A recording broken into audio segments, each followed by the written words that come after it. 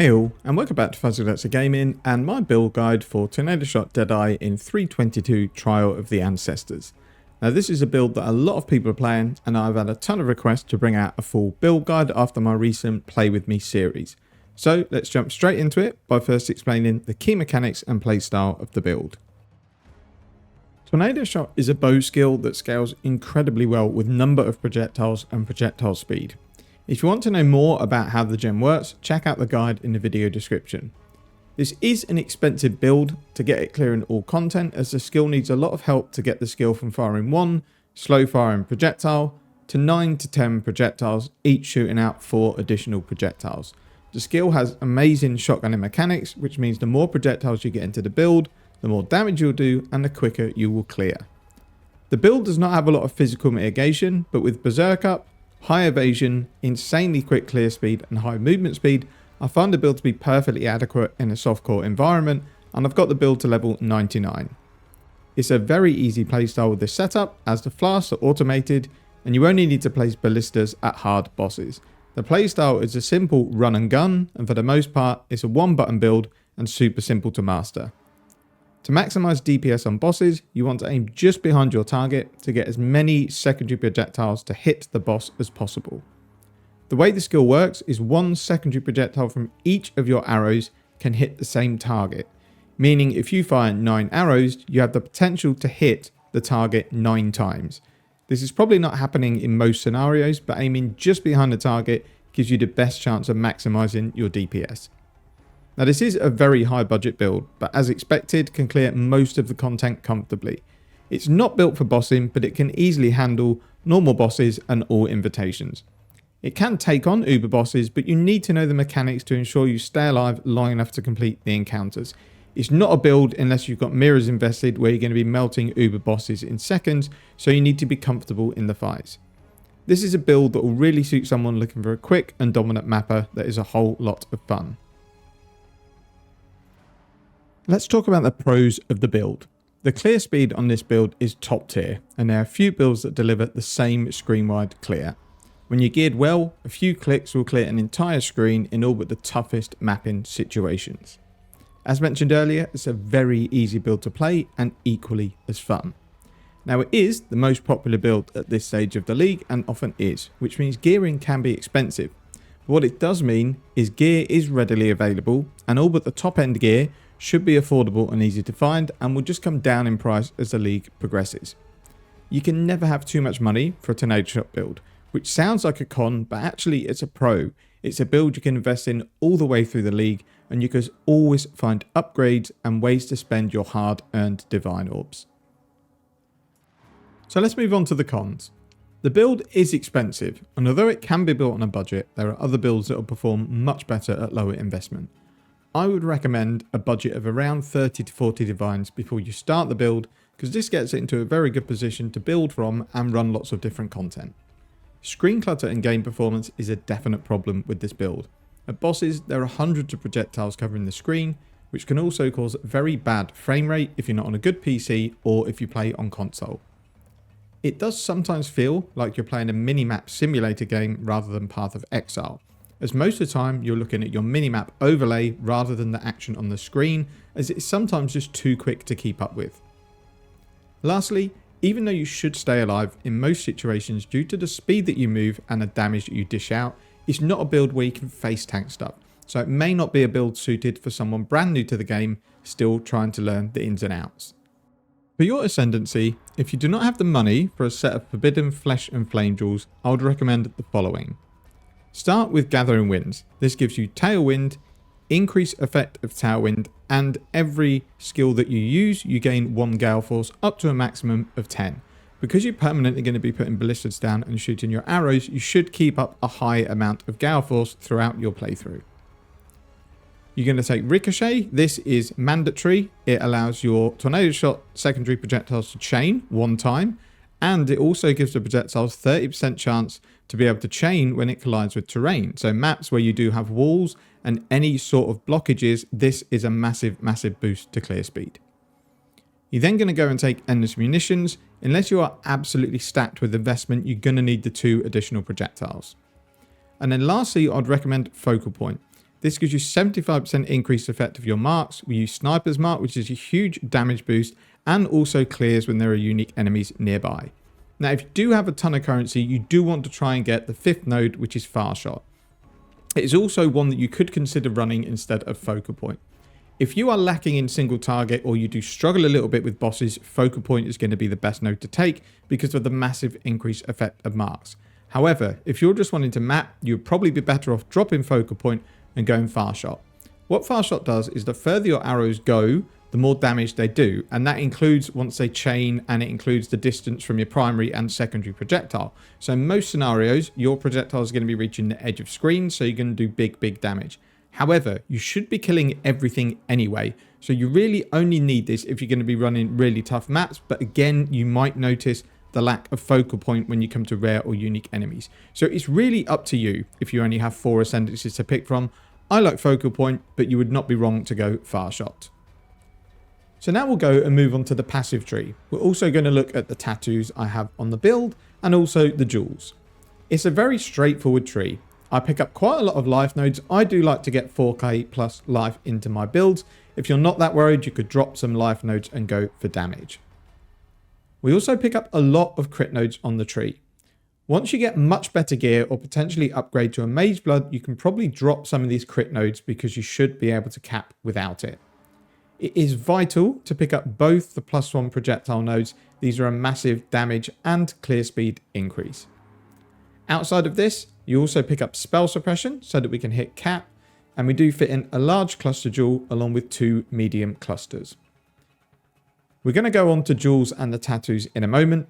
Firstly, I just want to go through all the masteries on the build and explain, if necessary, why I take them. So we'll start from the bottom of the tree upwards. So the first one we take is a projectile mastery to get 15% more projectile speed.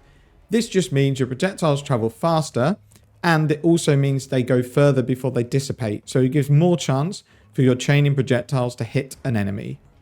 If we move into the masteries near this life node, you are taking this, which is just plus 50% to maximum life. We're also taking a critical mastery that gives us 25% crit strike multiplier against unique enemies. And we're taking a projectile mastery where increases to projectile speed applied to damage with bows. This means anywhere on your gear or your tree or your ascendancy where you get increased projectile speed, you will also get increased damage with bows. Now, just to point out, this mastery mentioned earlier is more projectile speed, so this does not count towards that node, but the more speed you can get in this build, the better. We are taking 8% increased damage per aura. This is optional. This is just because I was running out of points. We only run 3 auras, so 8% is 24% increased damage. Not a huge amount, but if you have 1 point to spare, it's very, very good. This is a big mastery. Its hits have 25% chance to treat enemy monster resistances as inverted. So what that means is if you're against a boss that's got 60% resistances, every 4th hit, on average, you are going to put minus 60% resistance on that monster, which means you deliver a big hit, which can mean you get bigger shots on the enemy and you chunk a lot of their life bar. And then if we go up to the last section of the tree, we have a leech mastery, which is pretty standard for attack builds, which is 10% of leech is instant. And then we have the last life mastery, which is 15% increase maximum life if there's no modifiers on your armor. We'll get onto the gear later. We're running a unique body armor that has no life on it, so this gives us 15% increased maximum life. As mentioned, you are running a cluster jewel setup. Now, it's really dependent on what type of cluster jewel you want to run. I'm probably not running the best. I'm running an attack cluster, and it's got martial prowess, fuel the fight, and calamitous. You don't have to take calamitous at the back. It's just, again, because these were the best use of the 2 points that I had. Really, you just need a cluster jewel that has 2 nodes that are decent. If you can get a bow cluster with arc in shot, that's a very, very good node to take. And any other attack node that gives you something towards the build. Then you run in 2 medium clusters. Unless you are 100% crit chance, I recommend running 1 crit jewel with pressure points and basics of pain. This can be 4 or 5 passive points. And then you want a projectile with repeater and streamlined. Again, 4 to 5 passive points. Before we go on to the tattoos, I'll just go through the unique and jewels that I'm using on the build. We will come on to Warrior's Tale later because it ties into tattoos. So here I just have a rare Viridian jewel. This is 3 points to get to this jewel socket. So if you can't find a really, really good jewel, you're probably best off just not taking that socket at all. So here I've got attributes, lots and lots of attack speed and maximum life. The corruption doesn't matter. It's just the fact that this jewel had the corruption. But for these jewels, you're just looking for lots of attack speed and maximum life. We're running Ancestral Vision, which we'll come on to when we come on to the gear. Essentially, this jewel gives you half of your spell suppression as a void elemental ailment. So once you add up your gear and your tree, whatever you're missing from 100%, double that, and that's the spell suppression you need. It could very well be that you need to overcap your spell suppression to get your ailment avoidance capped, but it shouldn't be by too much, and it should be fairly easy to do. I'm running a Watcher's Iron here with increased attack damage while affected by precision. This is not the best jewel in the world. Ideally, I would like this combined with another stat. So either a double precision jewel or increased evasion while affected by grace. You could also just run a rare jewel in here if you can find a big jewel with lots of attack speed and life. And then here is a very important jewel. It's a Thread of Hope that affects passives in the large ring. You want to try and get one with the lowest amount of minus resistances. The way these jewels work is they will give you between -10 to -20 to all elemental resistances. It can be a struggle to cap resistances on the build, so go for as low as you can afford. You don't necessarily have to go -10 because they are super expensive, but somewhere like this one around -12% is really good. The reason we're taking this jewel is because we want to pick up these 2 extra arrow nodes without taking all the travel nodes because they're really not very good. They're just a small amount of attack speed, and these points are much better spent elsewhere. So with your Thread of Hope, you're picking up Master Fletcher, Multi-Shot, which covers your 2 arrows. You're getting Perfectionist for increased movement speed. We're picking up One with Nature for damage, crit chance, and resistances. And then Quick Step for spell suppression and movement speed. We can also pick up Primeval Force. So if your flasks are active, this is 50% increased elemental damage. Very nice for 1 point. So that covers off the jewels. So we'll just go through the tattoos on the build. And it's really straightforward. There are only 2 tattoos that I would say are mandatory. And they are both tattoos of the Ramako Makanga. These are expensive. I think they're creeping up to 10 divines now.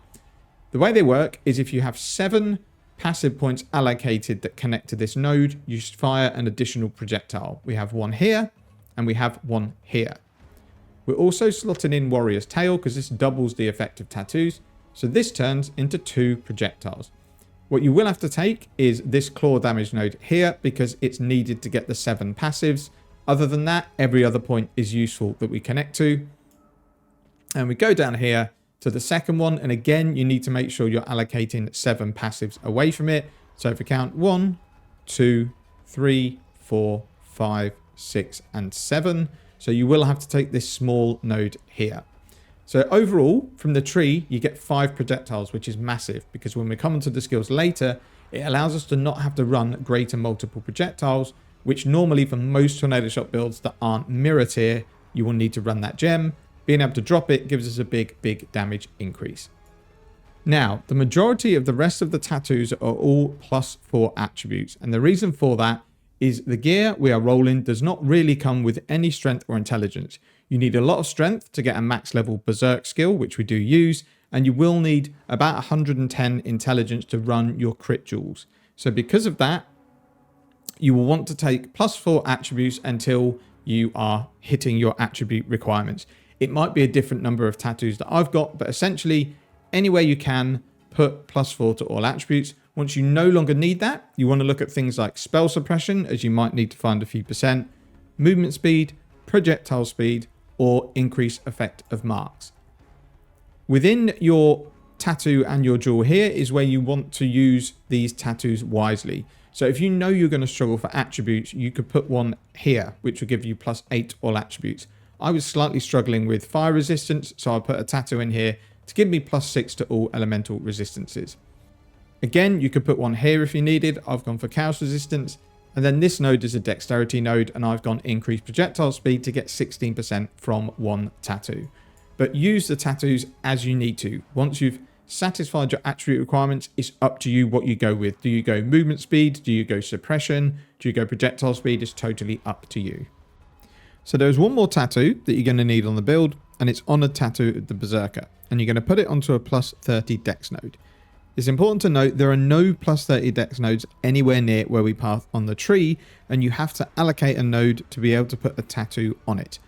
The reason mine is all the way over here is because originally I was using an impossible escape with glancing blows to pick up some life, reduce cost of skills, and this tattoo here, but you do not need to do that.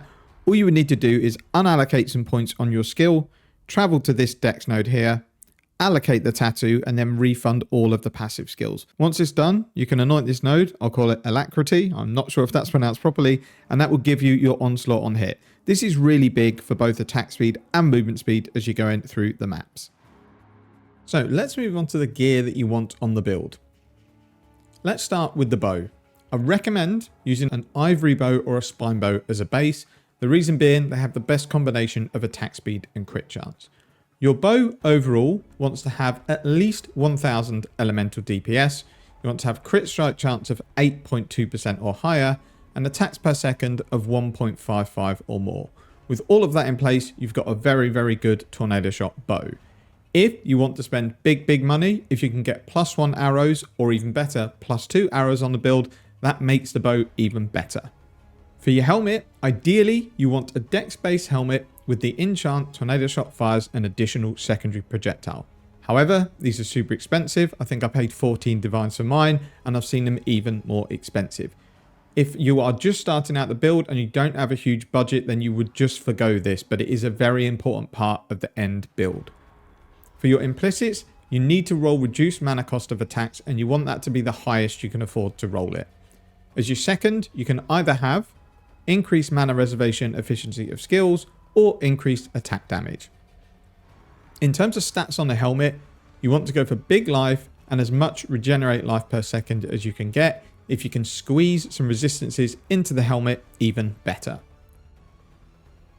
Moving on to the quiver, I would recommend a base of either a feathered arrow quiver, which gives projectile speed, a primal arrow quiver, which gives increased elemental damage, or a broadhead arrow quiver that gives increased attack speed. However, we are looking for quite specific stats on a quiver, so if you can find the stats on a worse base for much cheaper, it might be worth going for. For example, I am just using a fire arrow quiver, which just has a very bad implicit of 3 to 5 fire damage to attacks. The stats that you want on your quiver are bows, fire, an additional arrow, increased damage with bows, crit multi with bows, and if you can, increase projectile speed. If you can get anything else on this bow, like life, damage with bows, or flat elemental damage, even better. The amulet, you're going to be running Hiri's Truth, and as explained, you're going to allocate the dex node where you've put your onslaught tattoo. You want to get as high a roll on this as you can, so big crit multi is a necessity. This amulet is really good. It gives a level 30 precision and gives us some increased mana reservation for that skill to allow us to run it. It gives big crit multi, and it gives Culling Strike. The downside to the amulet is it is all dexterity, so we do need to find strength and intelligence elsewhere. One of your rings wants to be a Kikazaru, and you want this to have 20% life and mana modifier catalysts. So these are fertile catalysts. You want to roll this to 20% because it increases the life regen, which is very important, and we'll come on to that when we get to the gloves. Your other ring is going to be used to cap out your elemental resistances, get some life on it, and also get -7 to non-channeling skills for your mana cost. Now, if you come on to the gloves, these are Comb Spirit. What these do is they turn your life recovery off for regeneration and applies it to regen rage instead. So for every 100 life regeneration per second, you regenerate 1 rage. That's the reason we're trying to get life regeneration into our gear, and we're running the Kikazaru. The Kikazaru gets better the more levels you get because it's increased life regen per level. Your boots, we need to pack quite a lot into this. These will be quite expensive because you're going to want to get as big a chance to avoid elemental ailments on your implicit as you can. On these, you want life, movement speed, resistances, and regenerate life per second T1 if possible. So these boots are likely to be expensive. I bought mine already rolled for 5 divines, but I did have to do the implicits after. For the belt, you're looking for T1 regenerate life, big life, and then big resistances. If you can get something like mana or elemental damage to attacks on the belt, even better. But really here, because we can roll big regen life on a belt, that's what we want to do. Again, put your fertile catalyst on the belt to increase that life regenerated per second. And then finally, we'll come on to the body armor. If you can find a corrupted or double corrupted body armor with some decent implicits, go for it. But really, all you need is a 6-link Hiri's Ire. This gives us 30% chance to suppress spell damage and big cold damage with bow attacks and increased chill duration. It also comes with huge evasion, which really helps boost up our chance to evade attacks. Now, colouring this chest is difficult because it is very big dex rating, and we need 2 green, 2 blue and 2 red. The best way to do this is either use the omens that change colours of sockets to white, or use 1 blue or 1 red craft on your crafting bench until you hit the sockets. But it can cost you quite a lot of currency to hit the sockets, but it is something that we need. And then finally, we'll move on to the flasks. I would recommend you enchant all of your flasks with use when charges reach full, because it just means you don't have to worry about pressing flask buttons when you're mapping. So you want a Quicksilver flask, and you want this to have increased attack speed during effect, and then really any prefix you can get that's either gain a charge on critical strike, increased charges, reduced charges used are good for your prefixes on all of the flasks that we're going to go through. You want a Jade flask to give us increased evasion rating, and you want the suffix on this to be increased evasion during effect. We're going to use a Diamond flask to get big critical strike chance. Again, you want your suffix to be increased critical strike chance. Now, as a 5th flask, I use Zeri's Promise because it gives us a little bit of increased damage and it gives us a big boost to chaos resistance. Another option for this would be Dying Sun. If you're doing juice mapping and killing stuff really quickly, you should be able to maintain the charges of Dying Sun, and this gives you 2 additional projectiles, so that is also a really good option. So the last thing to talk about is the spell suppression that you need to cap ailment avoidance. You will get 20% ailment avoidance from your tree from the life nodes that we take. The only other place you're going to get it from is your boots, which if you roll at grand, you can have 23%. This leaves you needing 57% avoid elemental ailments to be capped. If we double that, it means you need 114% spell suppression to cap your ailment avoidance. That's the reason I push my boot implicit up to exceptional, because that then goes up to 26%, which means I only need 108% suppression to be capped. What you can do either way is you can try and get some extra suppression on maybe your helmet, or you can use tattoos. You can get dexterity tattoos that add 2% spell suppression. Remember, if you slot these within the radius of your warrior's tail jewel, it doubles it to 4%. And then finally, let's go over the gem links for the build. So we'll start with the main Tornado Shot setup. You want Tornado Shot. I go for Divergent because it gives you increased attack speed, and you want it qualityed up to 20%.